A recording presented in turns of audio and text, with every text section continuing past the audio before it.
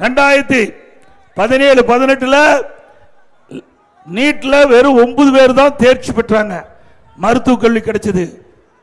இன்றைக்கு எதிர்கட்சிகள் கோரிக்கை வைக்கல, பொதுமக்கள் கோரிக்கை வைக்கல. இன்றைக்கு அரசு பள்ளி படிக்கின்ற மாணவ செல்வங்கள் மருத்துவராக வேண்டும்.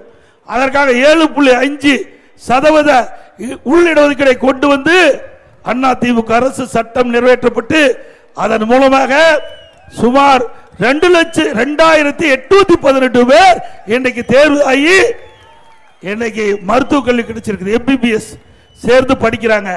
இது ஏழைகளுக்கு கொண்டு வரப்பட்ட திட்டம். இந்தியாவில் எந்த மாநிலத்திலும் இல்ல. முழுக்க முழுக்க அரசு பள்ளியை படிக்கின்ற மாணவருடைய நிலையை கருதி அவர்களும் மருத்துவராக வேண்டும். அதற்காக இந்த திட்டத்தை கொண்டு வந்து நிறைவேற்றினோம். இந்த திட்டத்தின் மூலமாக இடம் கிடைத்தவர்களுக்கு கல்வி கட்டணம் செலுத்த முடியல, மருத்துவ கல்வி கட்டணம் செலுத்த முடியல. அவர்களும் ஏழை குடும்பத்தை சேர்ந்தவர்.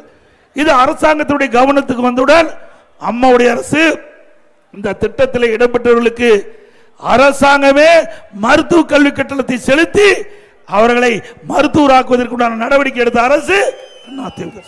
₹1 செலவு இல்லாம அரசு பள்ளி படிக்கிற மாணவர்கள் இந்த திட்டத்தின் மூலமாக மருத்துவ கல்வி கிடைச்சு இன்றைக்கு அந்த மருத்துவ கல்வியை படித்துக் கொண்டிருக்கிறார்கள் என்பதை நாம் எண்ணி பார்க்க வேண்டும்.